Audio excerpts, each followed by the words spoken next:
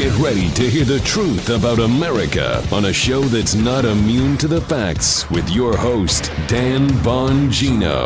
All right, welcome to the Dan Bongino Show. Producer Joe, how are you today? I'm doing well because it's Friday. Yeah. Dude, you sound like a game show cat. Oh, you're so funny, man. Really, it's all that time in radio. Yeah. Oh man, Joe, what do they call that again on the radio? Oh, puking? well, that's a phony voice. I wasn't puking so hard. This here is called puking. the affectations on the radio. You want to go folks, faster? Thank you again for tuning into the 5 the last few days. I'll be on again today on Friday, 5 p.m. Eastern time on the Fox for some more spicy debates. I appreciate all the tremendous positive feedback. There was a couple emails, some people who had some criticisms. I don't mind those as long as you guys are cool about it. As long as you don't drop an F-bomb on me on an email, I'm totally cool. That's why I give my email out to you.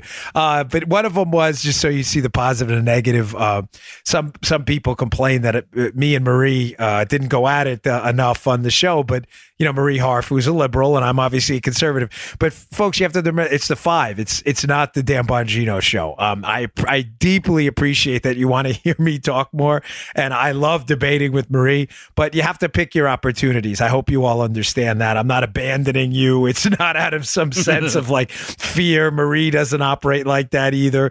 We go at it on the air when we have to, and then you got to let other people in. It was Kennedy was there, and Greg and Jesse, and it's not my show. So I really appreciate it. It's a lot of fun to do behind the scenes. It's a lot of fun. So, you just got to learn to play the harp, man. So yeah, listen, I can only, there are opportunities to move in, and sometimes you take them and sometimes you can't. The shows that it's 5-minute segments. It's it's not like the Lincoln Douglas debates. So, but it's fun, and tune in today.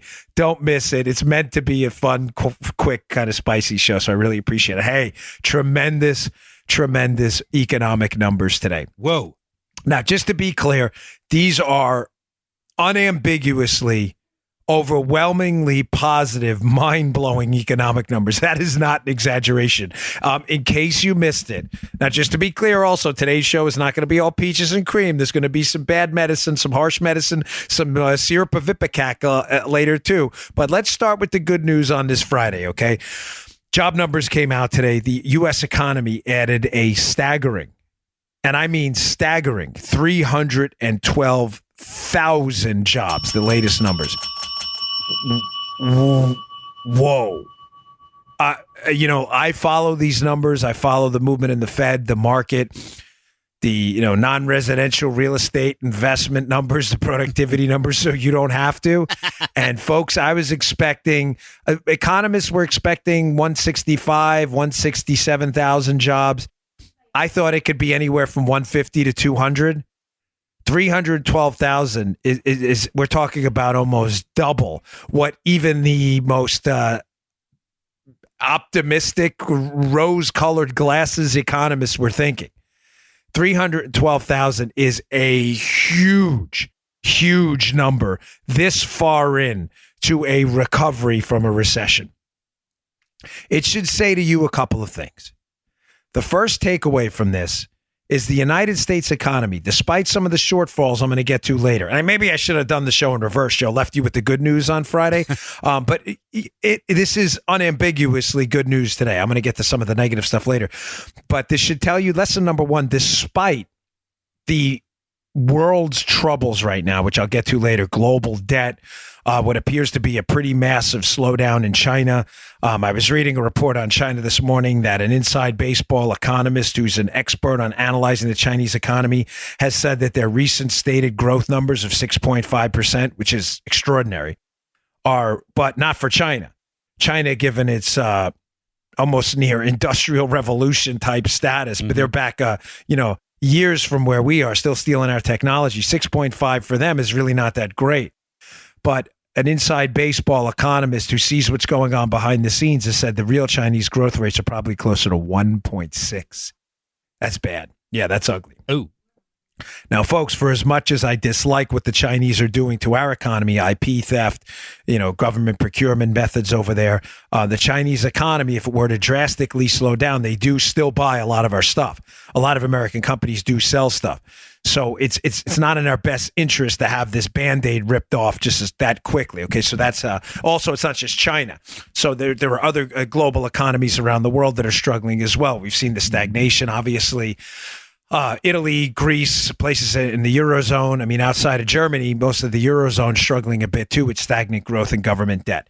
Having said that, the reason I frame it this way is that the U.S. economy, Joe, is, I mean, you run out of adjectives to describe it in this harsh world, global debt, stagnant atmosphere. But a beacon in this fog is really the only way I can think of it. Mm-hmm. I mean, economic freedom, tax rates right now are trending in the right direction, in the liberty direction, thanks to President Trump and some members of the Republican Congress and Senate that cut the corporate tax rate and have worked on dramatic deregulation and the cutting of red tape from the U.S. economy. The global economy right now is struggling. The United States economy is not. Now, ladies and gentlemen, that explains a lot of why interest rates are so low and why, despite the fact that the United States economy has taken on a massive amount of debt, $22 trillion, which I will get to in this show, interest rates are still low, Joe, because people are still lending us money. Interest rates go up when? Interest rates go up when people perceive the money they lend to people to be at risk. Right. I'm not going to lend Joe money at 5% interest if I don't think he's going to pay it back expeditiously. I need Joe to pay me and compensate me with a higher interest rate, the cost of my lent capital to him at a higher rate. Mm-hmm. Understand. Because I perceive him to be a risk. I don't perceive it to be a risk, but you get the point. Yeah. I would say give me 20%. That's what loan sharks do, right?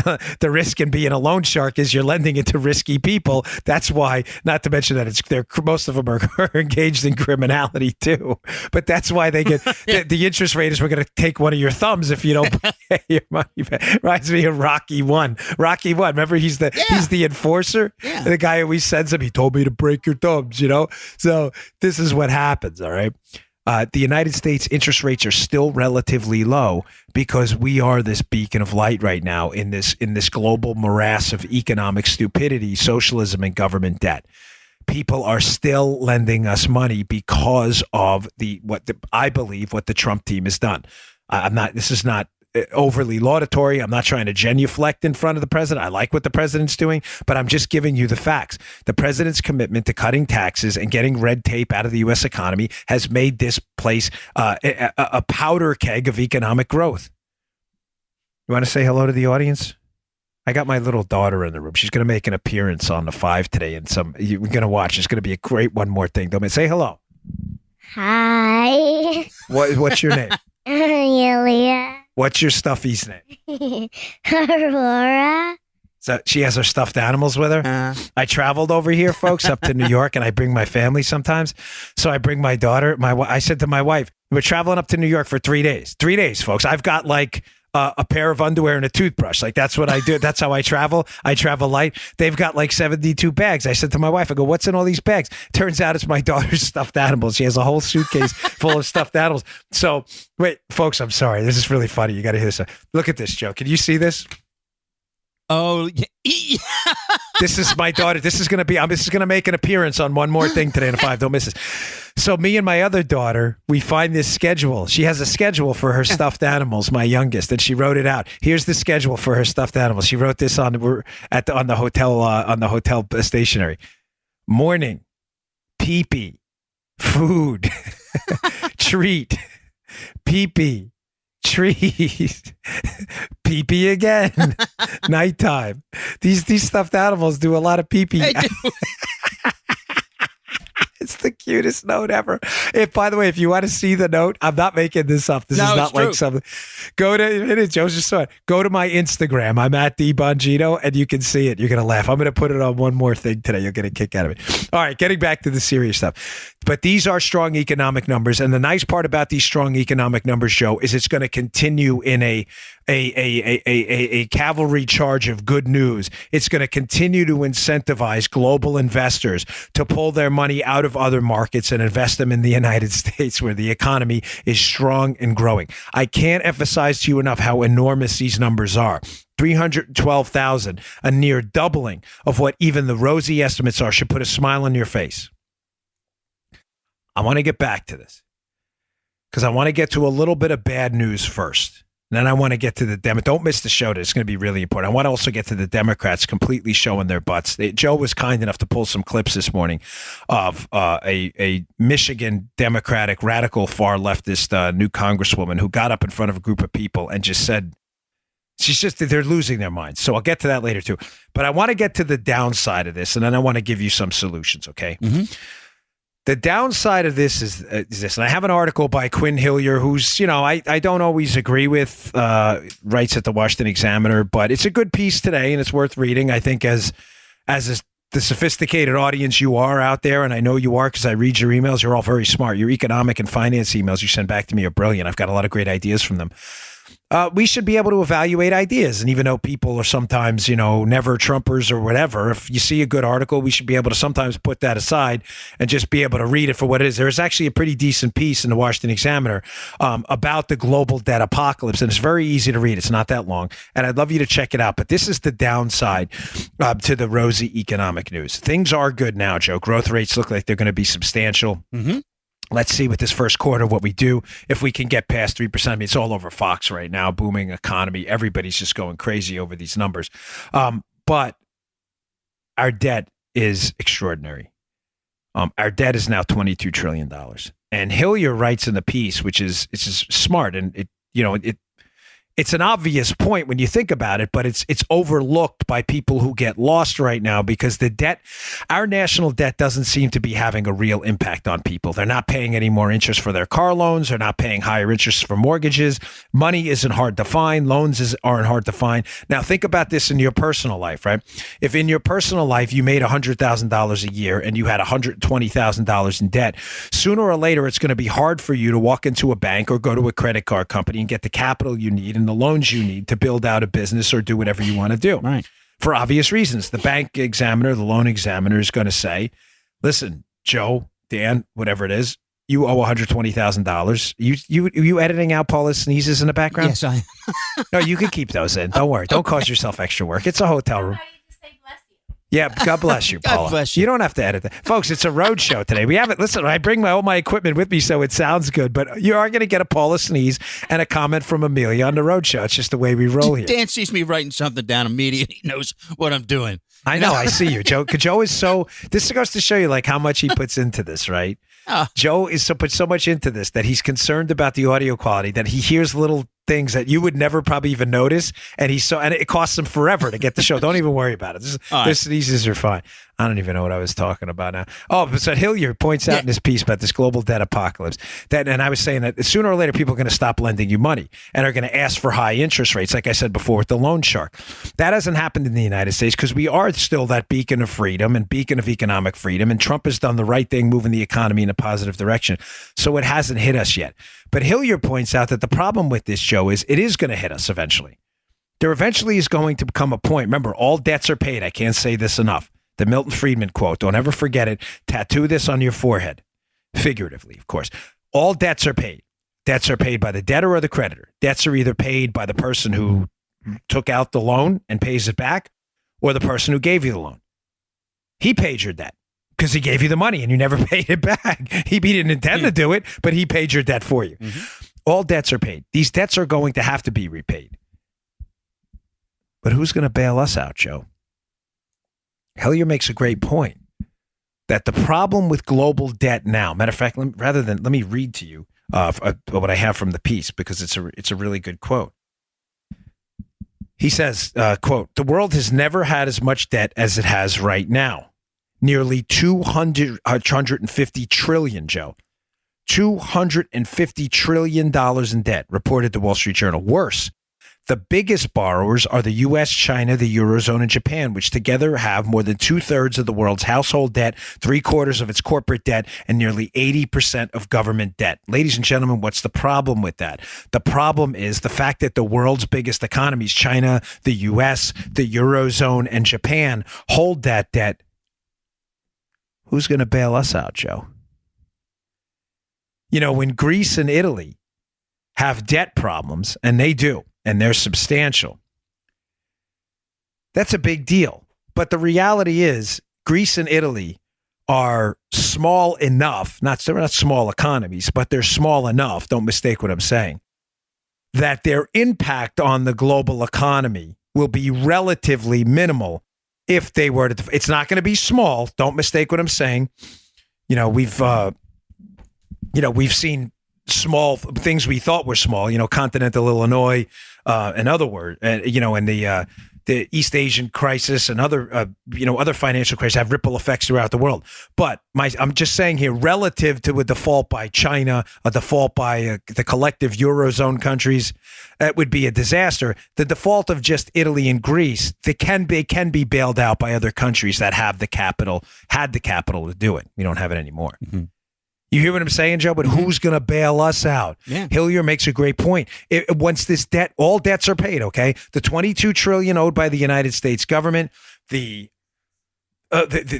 trillions owed by in entitlements by Japan and China and Eurozone countries, and the financial promises made, and the borrowing and basically this closed system borrowing amongst each other. Sooner or later, somebody's going to want their money back. But there's no money. And there's no big dog to bail out the big dogs. We are the big dogs.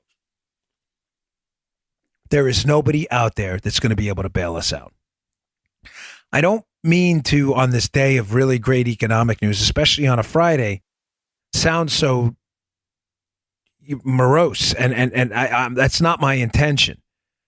But again, I don't want to be Pollyanna-ish, because if we continue to ignore this just tidal wave, this red menace coming ashore, as Mitch Daniels once described it, we're not going to keep the pressure on lawmakers to try to do something. And we all know they're mostly cowards and won't do anything unless a crisis, basically slaps them in the face. Now, I want to suggest a path forward out of this. I want to give you the three ways out of this. And when I say out of this, just to be clear what I mean out of this massive debt crisis. And the time to do it is now, when the economy is good. It's not to wait for another Great Depression or Great Recession. I'm going to give you the two really awful ways first. And I shouldn't say a way out of this, but let me rephrase this. There are only three ways this can end, Joe, this debt crisis. I'm going to give you the two bad ones first, and the one in the end that could potentially save us. Okay. Here are the two bad ones first. We could risk a massive default. A default, the scale of which has never been seen in civilized human history. You're talking about a default of upwards of hundreds of trillions of dollars in debt being wiped out, meaning everyone who is no one will be left untouched. At some point, somebody is going to be touched by this, either through catastrophically high interest rates or money you're not paid back. Let me just describe. When I say a default, I mean these governments basically just say, Joe, well, we're not going to pay because we can't, because we don't have the money. Now, what does that mean? That means if you own government-denominated assets, treasury bills, if you own government bonds, foreign governments that have lent the United States money, and you will not be paid back. That's what a default is. They're just not going to pay. Or they'll pay just pennies on the dollar, which is by default, literally, you'll get screwed. You'll be done. You'll have lent people money. So are we clear on that? If you had lent these governments money, you're just not going to get it back. You may say, oh, well, don't worry, I'm safe. I don't own government bonds. You're not safe. Ladies and gentlemen, I cannot bring up this interest rates argument enough. Right. This is a key critical argument for a reason. You will not be left untouched. The minute the United States, God forbid, defaults on $22 trillion in debt, and the global economy soon follow for $250 trillion in debt to be wiped out overnight in a massive global default, interest rates around the globe, nobody is going to lend anybody money. It's right, Joe. Interest rates, he's raising his hand up in the air like the Statue of Liberty here. Yeah. You're right. They are going to skyrocket through the roof. because nobody is going to want to lend anybody money. Governments aren't going to want to lend governments money. Citizens aren't going to want to lend their governments money. Banks aren't going to want to lend businesses money.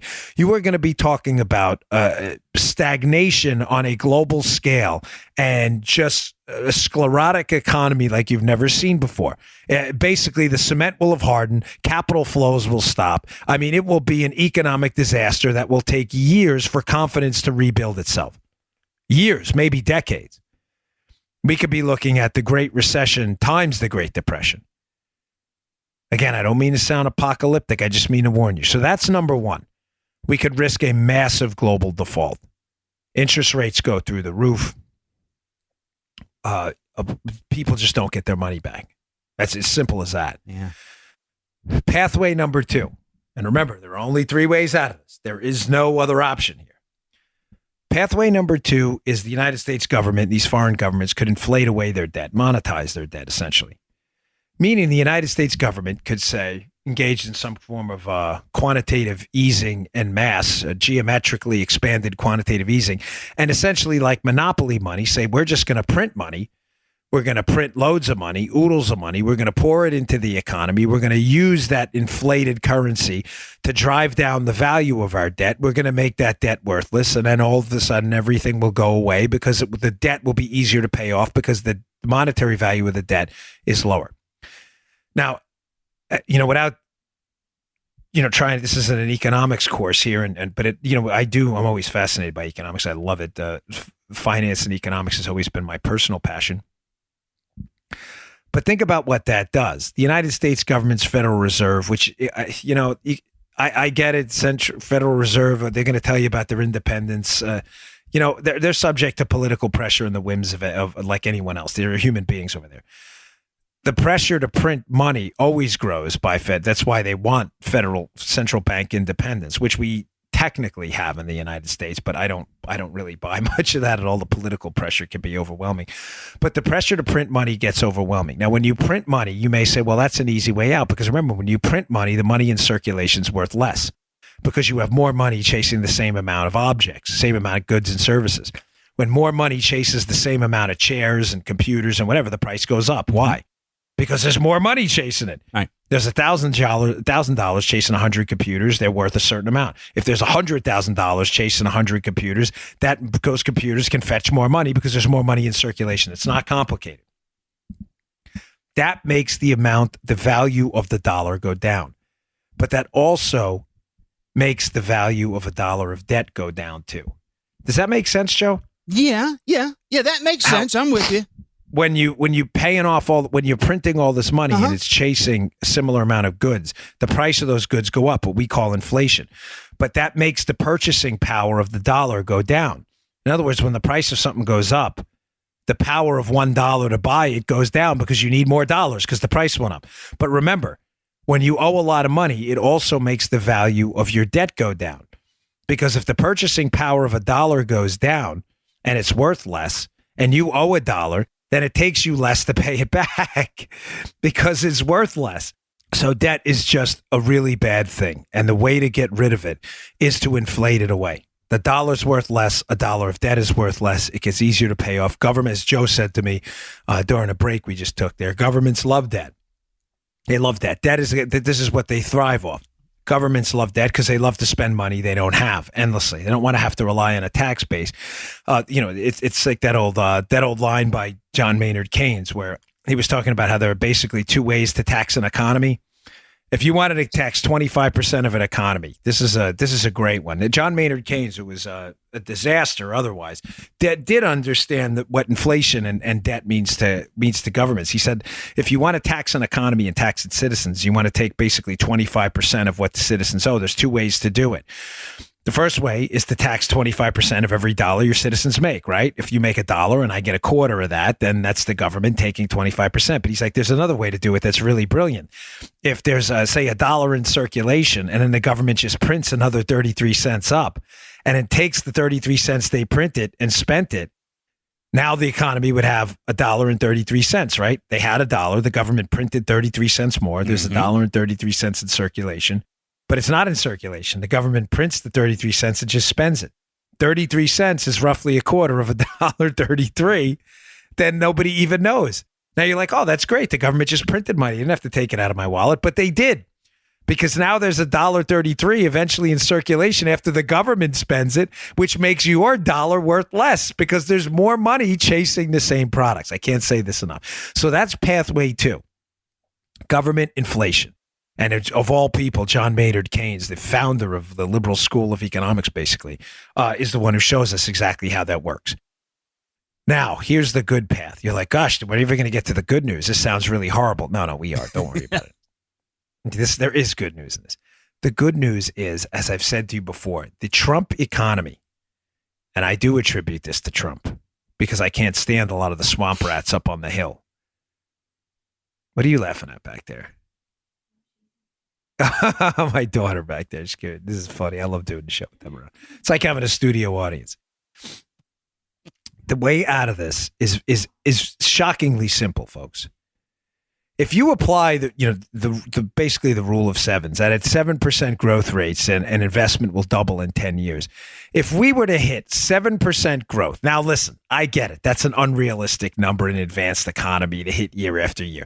But if you were to hit 7% growth over 10 years, you would basically double the United States economy. The economy now is worth $20 to $21 trillion. The economy would be worth $40 trillion in 10 years. Now, it's probably not realistic. We'd all agree. I just told you the growth rates hovering around 3% are considered good news. Hitting 7 would be more than double. If we were to hit even 3.5, which is obviously by simple math, half of 7, then it would take what, Joe? 20 years. If it takes 10 years at 7%, it would take 20 years at 3.5%. If we could hit 3.5% in our lifetimes, many of us, I got a studio, it's unbelievable. If we were to hit the 3.5% over 20 years, the economy would double. It'd be worth roughly $40 trillion. That would be in our lifetimes. 3.5% is not only doable, it's been done many times. Matter of fact, Reagan, 1984, 85, and 86, hit 6, 5, and 4% growth. If we could average 3.5% over 20 years, our economy would be worth double what it is now in today's dollars if we can control inflation, relatively speaking, in just 20 years when I'm only 64. I'm 44 now. Joe, if we just held the line on spending today and had some lawmakers up in D.C., that could grow a spine, explain to the people what's really going on, get some kind of a bipartisan coalition with some, although there are very few, if any, left, common sense Democrats, and say, we need to explain to the American people in a primetime address what a catastrophe this is, a catastrophic debt situation we're looking at. If we just put a lid on spending today and insisted on, within a few years, dialing down the debt, and getting our spending down and saying to people, listen, Social Security recipients, I get it. If you're 55 and older, you've already planned your lives. We've taken your money. We made a mistake. We spent the money. This isn't going to work. But because you're 55 and older and we screwed up, we are going to take existing tax flows and make sure you're compensated. But people 55 and younger, there's nothing we can do. The system is bankrupt. If we were to say about Medicare and Medicaid that we don't have the money to continue to fund the third-party payer system, we're going to go to a strict safety net. We're going to go to some voucher-based system where people can buy insurance in the same market, the wealthy and everyone else buy it. This is all fixable. If we were to say on the discretionary spending side that we are getting out of anything that does not involve national security or basic functions of government, we're out of it. We could fix this tomorrow. We could get a lid on spending, and we could take that, because remember, we're paying hundreds of millions now in interest on the debt alone. Mm-hmm. We could take some of that leftover revenue from this economic growth and start to at least try to pay down or pare down some of the debt we have now. And we would have a long run trajectory out. The problem is we have none of that now. And as Hillier points out in his piece, to kind of circle back to the Examiner piece, which is in the show notes and is definitely worth your time. The point he brings up that's the biggest problem of all, Joe, is the fact that it's not just that we're in a massive amount of debt. We've been here before, post-World War II. We have never been in this kind of debt during times where the economy is motoring on all cylinders. We accumulated a large amount of understandable debt in World War II to save the world and to save the United States. After World War II, we made substantial efforts to pay down large swaths of that. We never got it all completely paid off, contrary to what they tell you. But they made an effort. The problem now, Joe, is we're out of a recession. We are not in a massive, at least, world war. What would happen if there was a crisis tomorrow? We are already at the red line of debt. We need a path forward, a long-term trajectory out of this to reestablish faith in our markets, faith in the United States, and make sure that that day never comes where global investors start to say, oh my gosh, the United States, are they ever going to pay us back? That day comes, we're in a world of trouble. All right, folks, today's show brought to you by Bravo Company Manufacturing. Listen, they have some really, really incredible builds. If you're looking for a high-quality rifle out there, these are some of the best builds out there. I can't recommend them enough. They're built to professional standards. They believe the same level of protection should be provided to every American, regardless if they're a private citizen or a professional. They always put people before their products. They feel that building their products is a moral responsibility to provide tools that will not fail the user when the time, if God forbid, that time is needed. BCM knows that making reliable, life-saving tools is only half the story. Their rifle builds are top notch. They also work with leading instructors of marksmanship from top levels of American Special Forces to Marine Corps Force Reconnaissance units to Army Special Forces, connecting them with other Americans. These top instructors then teach the skills necessary to defend yourself, your family, and others. These are top quality, life-saving devices. Their rifle builds are extraordinary. Company was started by a Marine veteran more than 2 decades ago. Against Bravo Company Manufacturing, or BCM for short. These are professional grade products. They are terrific. The founders knew that the protection of the Second Amendment was the cornerstone of a great civilization, and they guarantees the right for all of us to protect themselves. To learn more, and they don't only have great rifle builds, by the way, their accessories are just extraordinary. They are really, really good, high-quality products by real patriots who genuinely care about the country and want to talk to you, my audience. To learn more about Bravo Company Manufacturing, head on over to BravoCompanyMFG.com, where you can discover more about their products, special offers, and upcoming news. That's BravoCompanyMFG.com. Need more convincing? Go check them out. Find out more about BCM and the awesome people who make their products at youtube.com/BravoCompanyUSA, youtube.com/BravoCompanyUSA. These builds are really, really sweet. You'd love them. They make some of the highest quality rifles out there. BravoCompanyMFG.com. Go check them out. Their accessories are fantastic too. Check them out. Okay. Gosh, that was the kind of the good news, folks, is there is a path out of this. I think at some point, even the weak-kneed, cowardly politicians in Washington, D.C. will grow some guts at some point and realize we are in a catastrophically bad situation, and we'll have to fix this. They don't have much of a choice. They will have to fix this, because it's just the interest rates are going to guide everything when people stop lending us money. All right, Joe, you have that soundbite queued up. This is just yeah, I'll set Daddy up. What have I always told you about the gift of Donald Trump? The gift of Donald. Here's my experience with Washington, D.C. when I ran for office and worked around these guys during my prior line of work. Some of them, a lot of them. I mean, outside of, there's a couple good ones up there like Mike Lee, Rand Paul, Jim Jordan, Mark Meadows. I think there's some of the good guys who really are believers that are up there for the right reasons. Most of them aren't. They're up there because they like their foie gras lunches and their chauffeured cars, and were probably nobodies in their real lives. This is the first time ever that someone's patted them on the back and told them how wonderful they are. So they really appreciate that, Joe. You know, they love. I had dinner with an old friend last night. He's like, the best thing that ever happened to you was not getting elected to Congress today. He's like, you'd never fit in up there. He's like, he told me, he's like, don't be the king, be the kingmaker. He's like, you don't need to be in there. Those people. He's like, they're the worst. He deals with them all the time. But the gift of Donald Trump has been to get the Democrats to show their butts to the rest of the world. I actually had a different opening to this show, and Joe and I changed it. Mm-hmm. That's why we're a few minutes after. Well, depending on how quickly Joe edits, we may not even be. But Joe should have been a few minutes late, even if he's not, because I said I don't like this beginning. Let's start over. I wanted to find a way to say this in a way that makes sense, because I don't just like to say, oh, look at this lawmaker. And I'll get to what she said in a minute. She's crazy. That's not doesn't anything, doesn't edify anyone. You may feel emotionally relieved at hearing the insanity of Democrat radical lawmakers. But I want to explain the why here, and the why is important. Trump has not followed the script the Democrats are used to. There is a psychological principle known as learned helplessness. If you ever look up Seligman, it's a staple of a lot of psychology programs. And when I was a graduate student, I always found it fascinating. And learned helplessness was the idea that, folks, this was an experiment in the more sicker days of psychological experiments. It happened. I'm not recommending this. I'm not saying please don't send me emails about how awful it was. I know it was awful. I'm just telling you it happened, because I got a ton of emails last time as if somehow I was recommending we experiment on animals. I love animals. That's not what I'm saying. So please don't send me those emails. That's not what I'm saying.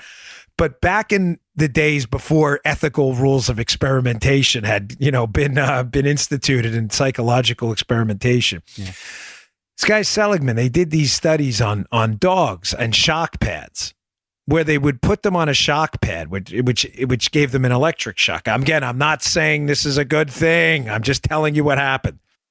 And this guy figured out that after a while, if you prevented them from getting away in a locked cage or whatever it was, they would eventually stop trying.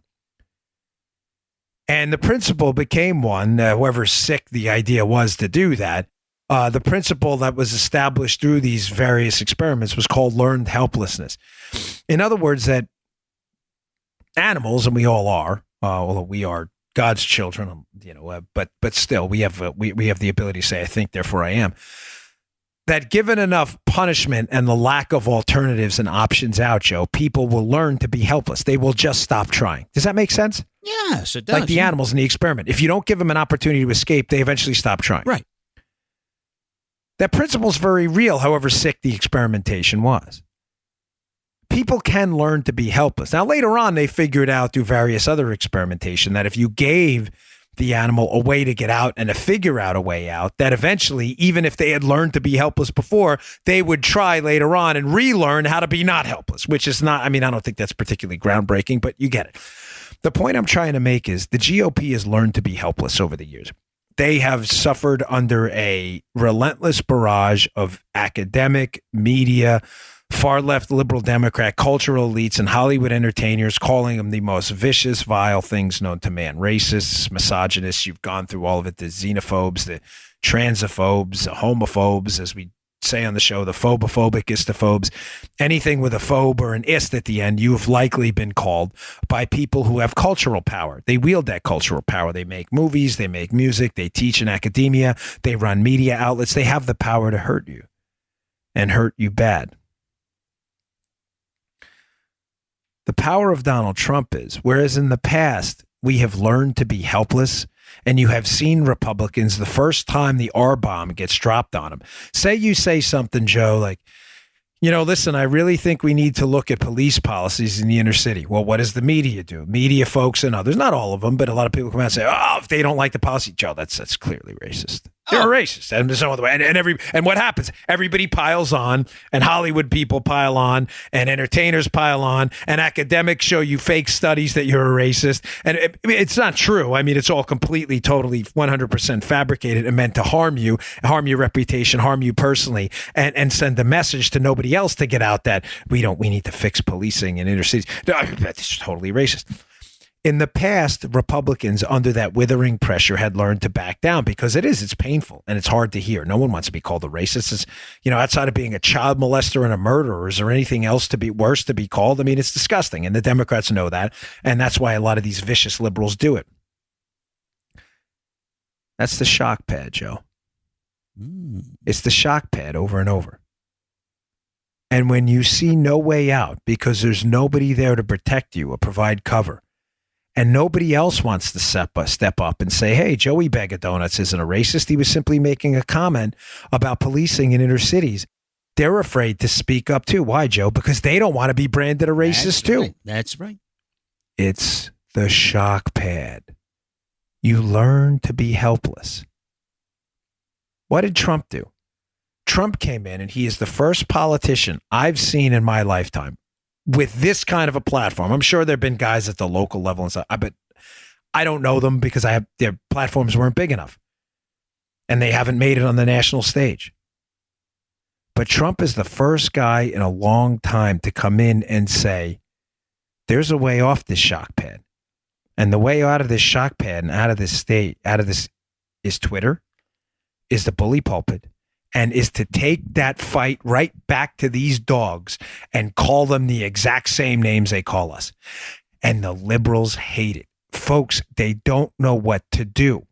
The liberals, so I'm not to make this again an overly economical one. I really enjoying this show so far, but I hope it's not too like wonky or anything like that, especially in the economics and the finance stuff and then this. But I want to be clear. I want to add something to this. I don't just want to say, look at these maniacs. And I'll get to the cut. I haven't even gotten to that yet. Probably best at the end.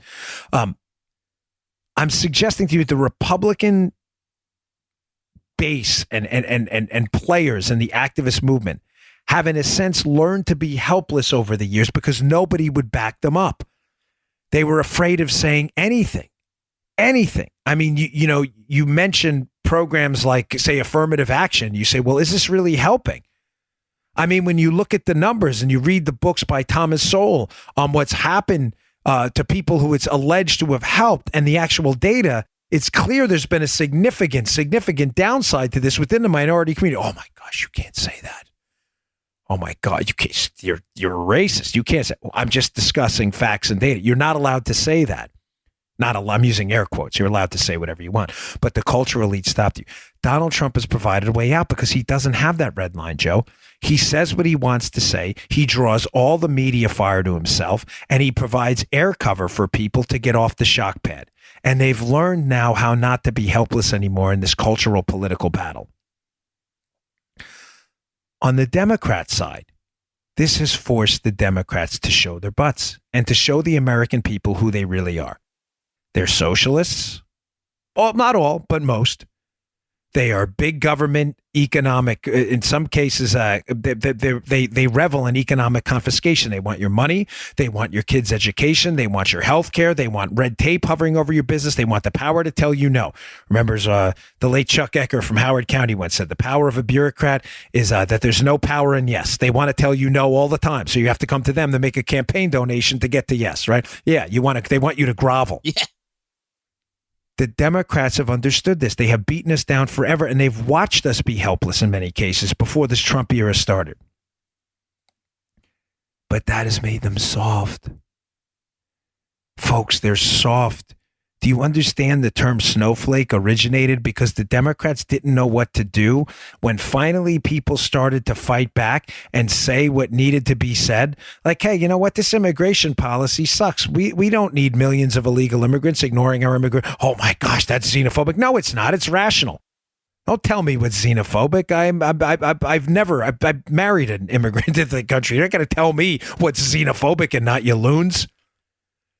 The Democrats had so gotten used to us sitting on the shock pad and learning how to be helpless, Joe, that when we eventually fought back and he had this singular personification of the fight back beginning in Donald Trump, they were not prepared. It's like they walked. You know what it reminds me of? You ever see Braveheart? Yeah. Great movie. Yeah, I know. Yeah. It's so like cliched, but it's my favorite. It's every guy's favorite movie. But it's the only movie I ever saw in the movie theater twice. I loved it so much. It's like 72 hours long too, and I loved it. The second time, matter of fact, it was even better. Freedom! Meanwhile, they're eviscerating a guy from the inside. I'm pretty sure he couldn't say that as his intestines were being ripped out. But whatever, it was a good movie. But there's a portion at the end of the movie after that scene when Robert the Bruce is on the battlefield with the Scots and the British lord who's getting ready to accept the surrender of the Scots at the end. He looks over at the other guy. He says, I hope you washed your today because it's about to be kissed by a king. And in other words, the British were expecting Robert the Bruce to come out and kiss their butts. He uses the term, you know what I'm saying. The other term for it's a family-friendly show. Donkey kind of thing. yeah, exactly. Yeah, exactly. And what happens as they get ready to walk out to the battlefield for the surrender of the Scots charge charge, and won their freedom. And in the movie, that's how the movie ends. For those of you, it's a great movie. I'm sure most of you have seen it, so I don't think it's a spoiler. It's also 20 years old now. Yeah. But that scene always reminds me of what it's been like for the Democrats in the Trump era. They are so used to, I hope you washed your butt today. It's about to be kissed by the Republicans. And all of a sudden, you've got Donald Trump.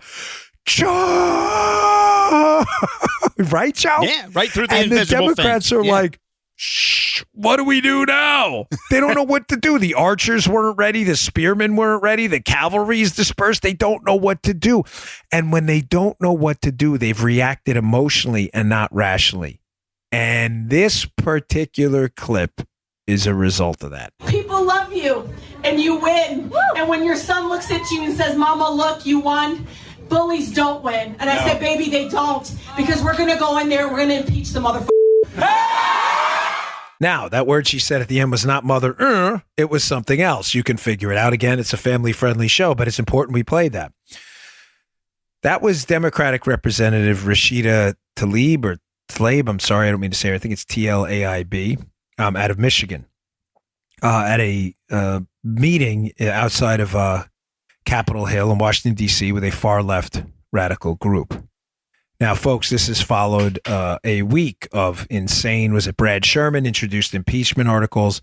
Folks, this is not rational. This is not reasonable. This, make no mistake. I want you, I'm trying to leave you on a Friday with good news, and you're probably saying, how is this good news? No, listen to me, please. This is good news. I'll bring this up on the 5 today later, too, if the chance comes up. This is very good news. Because the Democrats are unprepared and they're acting emotionally. You are watching the slow degradation of an American political party into a bunch of emotional hysterics. Listen, please. I know a lot of people get upset. I know they want to see more action on especially things like Spygate and other stuff, and I'm totally with you. I'm with you 100%, period. But I want you to take some solace in the fact that you are watching a party that previously professed to be the party of the little guy decay into a party of Hollywood academic elites obsessed with political punishment and emotional outbursts on a national stage. This is all they've become. They don't stand for anything more. They have gone down this path before, folks.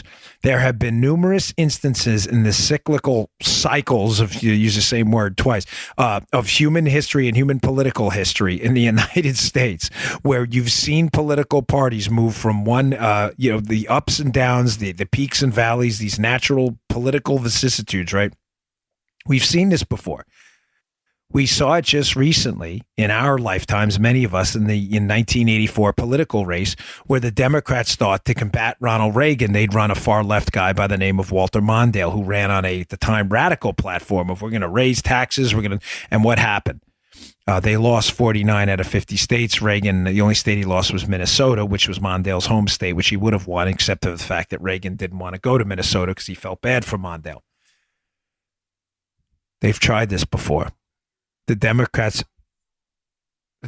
have tried this far lurch left into emotional liberal radicalism, big government, basically near psychotic behavior, this screaming, and we're going to impeach the mother. You are watching them decay into a cesspool of just chaos. Now, that's good news for us. It's good news on two fronts. Number one, it's going to expose them. It forces them to show their butts. Folks, this is who they really are. I'm not suggesting to you this isn't who the Democrats haven't always been. They have. I'm telling you they've just been better at hiding it in the past. What you will see, though, some more good news. I think you will see a more moderate brand of Democrat coming out of this just cesspool of anti-Trump insanity. Now, you may say, well, how's that good news, Dan? Ladies and gentlemen, listen to me, please. It isn't, the Democrats now, the radical far left wing of the Democrat Party, I kid you not, is an existential threat to the financial viability and long-term success of the republic. The things they want, Medicare for all, endless government debt, free everything, will cause a financial apocalypse and the destruction of our republic. It does us no good to have a party like that in power. None. Who cares if we win elections if there's nothing left to win? If we can get back to a point where we can get second-term Bill Clinton and the Democrat Leadership Committee, which came in after the Walter Mondale mess and tried to clean up the Democrat Party, and we could have two parties that at least, Joe, the Democrats and the Republicans agree on a common set of principles. Remember, ladies and gentlemen, Gingrich and Clinton enacted some of the most sane, rational government budgets we've seen in 50 years. You realize 1 year of the Clinton administration, we came within $18 billion of an actual balanced budget? We're $600-700 billion in debt now every single year. If we could get back to two parties that have an overlapping set of spheres, Joe, and in that overlap, we agree the United States is exceptional. The defense of our country is our primary goal of our national government. The government matters, but the government can't matter everywhere. Courts, at the state system, maybe roads. Some states have like Maryland have a public education system written into their constitution. I wish we would leave it up to the free market to do that, but whatever. But if we could just get back to a common set of ideas, the debt is a problem. National defense is a priority. Borders are a big deal. Folks, this is a net good for the country. Please understand where I'm going with this. I don't mean to take you down this windy path, and I'm not trying to. This is not one of those radio shows where we kill time. When we have nothing to say, believe me, we wrap it up. I'm trying to make the point that this Rashida Tlaib outburst, we're going to impeach the MFer, the Maxine Waters type outbursts, the Brad Sherman outbursts about impeachment, these are a good thing. They are showing their butts to the American people. It is going to force a gross reevaluation of the Democrat Party at some point in the future. And then after that, hopefully we can get back to the Clinton-Gingrich era. Not where I don't want a Democrat president. It's not what I'm suggesting. I'm just suggesting that there was some agreement on basic principles of what the Republic stands for. Balanced budgets, border security, national security. Other issues, listen, we still can debate, and we should debate. I think we're right on all of them, the conservatives and the libertarians. But if we lose the country right now to this radical group of left-wingers, I'm telling you, the financial viability of the Republic long-term is finished. It's over. Okay. What else did I have? Quick, I'll do this lab. Maybe one more. I'll try to get two more. There's a great story in Breitbart today I'd really like you to check out. Joe, how long have we been talking about blacklisting? Financial blacklisting, how this is going to be the new wave of the future. Listen, when the Democrats can't win something politically, by the way, what do? They use the culture. They use the culture to demonize people. They use the culture, academics, Hollywood elitists, cultural elites, media institutions to demonize people. Well, the Democrats have been at war with free speech for a very long time, but they can't get anything done because even the liberals on the Supreme Court are generally, I'm emphasizing generally, been in defense of our right to free speech in the country. So what do? They've been using credit card companies to blacklist individuals and getting them basically kicked out of the financial market and blacklisted. There's a great piece at Breitbart today about how Jordan Peterson and Dave Rubin's efforts to create an alternative to Patreon, which is a company that allows you to support your favorite conservative and liberal content creators and other folks. They have been, they believe, discriminating against conservatives. They had a thing with, what's the guy's name? Carl Benjamin. And it turned into a problem. I support what Peterson and Rubin are doing, by the way, 100%. But the piece is that it's not just Patreon, Joe, or YouTube or others. It's the credit card companies as well who are starting to say, well, we're not going to allow credit card transactions for this, for A or for B or for C. And that's where the real problem is going to be, because you can have all the, Patreon type accounts in the world or alternatives you want, Joe. If you can't pay by a credit card, what are you going to do? We're going to go to a cash economy. How are you going to do that? You're going to mail it? Right. And this is the real problem. And Joe, how many times have we said we are going to have to create a conservative economic infrastructure from the ground up? Over and over. Over and over, repeatedly. And folks, it's going to have to happen. It's not enough to just get an alternative to Patreon. We're going to need, banks that don't, we're going to need banks that don't discriminate. Credit card companies that don't discriminate. And as I've said again repeatedly, I'm not asking these credit card companies to say, we're a conservative credit card company or we're a conservative bank. No one's asking for that. Mm-hmm. Your model of business only has to be, we're not them. In other words, we're not conservative or liberal, but we are definitely 100% not going to discriminate our customers, our credit card companies, our financial transactions we work as intermediaries on based on any political content at all. If you don't commit any crimes, you are welcome here. And that is going to, their whole brand is going to be, we're not them. Sound familiar? Mm-hmm. Sounds kind of like what Fox News did in the Roger Ailes era, right? Right, when they first started on Fox News, what they do now too. They say, hey, listen, fair and balanced. We're not the other guys. And it was beautiful. That's what they did. Fox hires liberals over there. They hire liberals. I brought it up on the 5 the other day. They hire for spirited debates. But Fox's brand is, we're not the other guys. Well, you will get a fair and balanced approach here, unlike them. And they're the number one cable channel in the world because of it. One last story, because I wanted to tie this in. The negative interest rates, because it's blacklisting in the cash economy. You may say, well, Dan, the cash economy is going to be the only way forward. Folks, it would be nearly impossible to institute. But it is important I bring this up. Because with regard to what we were talking about before, about these paths forward and how we would find our way out of this debt apocalypse, I left one thing out, and I just want to leave you with this one note. If we were to risk a massive default, what you're seeing happen around the globe right now, and what governments are getting savvy to, is they're trying to lower interest rates artificially by printing a lot of money. So in other words, if you can't sell your debt at a certain interest rate because people don't want to buy it as a government, you just print money and buy it yourself, and you drive down interest rates. It's a really disturbing way of creating backdoor inflation. Well, one of the things we saw a couple of years ago, I wrote an article at Conservative Review. It's probably not up at the website anymore. Maybe the audience archivist, Judy, can find it somewhere. But I wrote an article about the basically 4 steps to government control of the economy. And I'm not going to go through all of them, but the idea of negative interest rates, in other words, driving interest rates so low that if you were to put money in the bank, Joe, a positive interest rate, you put money in the bank at 5%. What do you do, Joe? You make money. You make 5%. If it's an APR, you make it per year, whatever it may be, however it's calculated.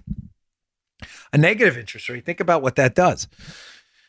You would put money in the bank and you would lose money every single day the money was in the bank. And you may say, well, why would they do that?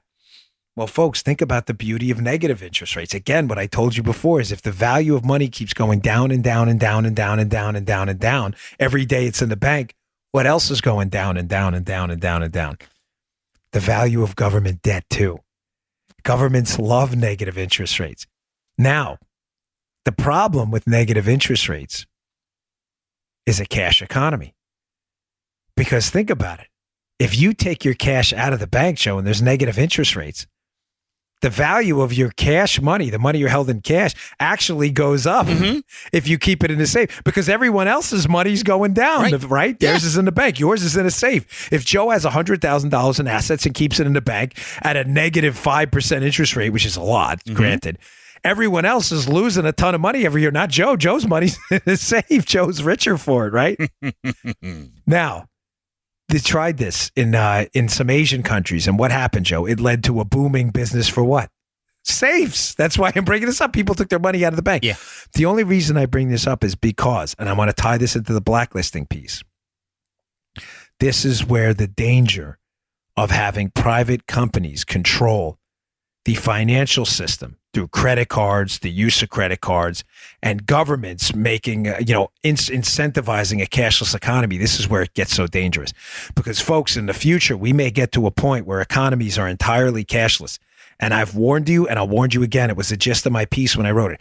This is the biggest danger out there, because then you are going to have private companies controlling your financial viability. Because the minute they shut down your company, you or your ability to use your credit card, there will be no cash. It'll be a cashless economy, number one. And number two, if they were to install negative interest rates in the economy to drive down the value of their debt, you'll have nowhere to hide, folks, in a cashless economy. There'll be no cash to take out. Right. It's the worst form of taxation out there. Interesting, huh? Yeah, I thought that in terms of the blacklisting. I forgot to bring it up before, too, with the dead article. All right, folks, thanks again for tuning in. We had a really great week, considering it was a holiday week, too, with the new year. And I appreciate you all, again, tuning into the 5. It really helps a lot. Tune in today. I'll be there again, 5 o'clock, 5 p.m. Eastern time on the 5 for some more spicy debates. And please subscribe to our podcast. It is free to do so. You can subscribe on iTunes. You can follow on iHeart, on Spotify, SoundCloud, and elsewhere. It really helps us move up the charts. I appreciate everything. Thanks a lot, folks. I will see you all on Monday. Good day, sir. You just heard The Dan Bongino Show. You can also get Dan's podcasts on iTunes or SoundCloud. And follow Dan on Twitter 24/7 @DBongino.